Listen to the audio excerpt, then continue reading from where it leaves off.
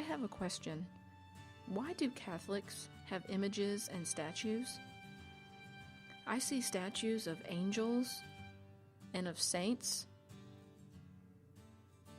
also statues of other creatures, as well as finding paintings and stained glass windows and various other types of images.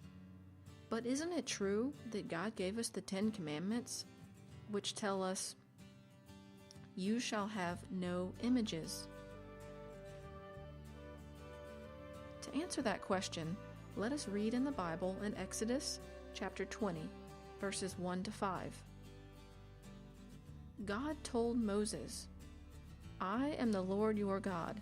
You shall have no other gods before me. You shall not make for yourself a graven image. You shall not bow down to them or serve them."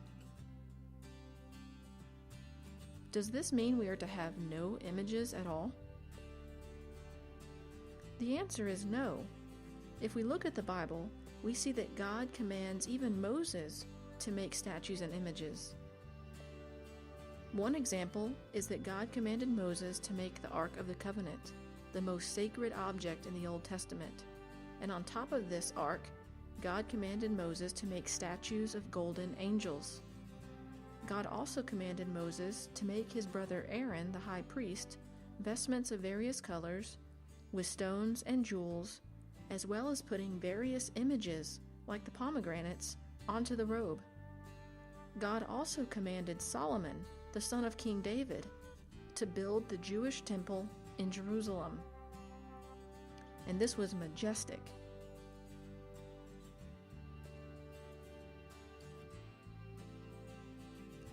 And within this temple, God commanded Solomon to make various images and statues. He commanded him to put bulls and oxen and lions, as well as angels, various types of vegetation, flowers, and fruits.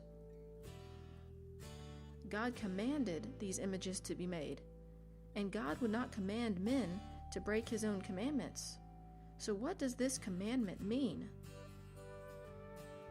To better understand this, let's look at what happens in Numbers chapter 21, verses 1 to 9. Here, the Israelites had lost trust in God, and so God had sent deadly snakes into their camp. Many died from snake bites. They became afraid and they turned to God for help. God then commanded Moses to make a statue of a bronze serpent and to put it on a stake. If a man was bitten by a deadly snake, the man could look at this image and God would heal him.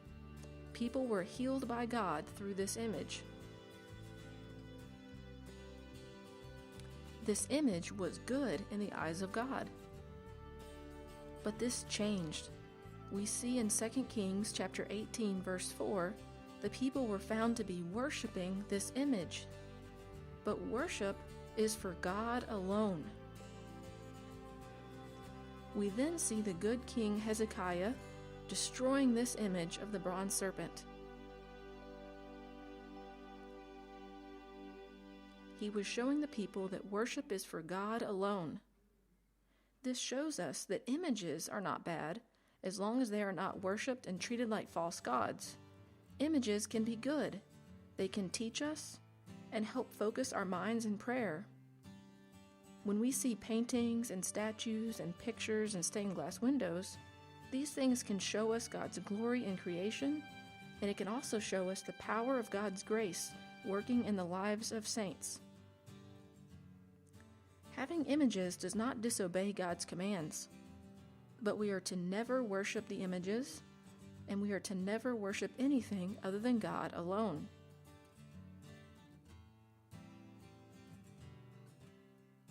And this is what God teaches us in this commandment.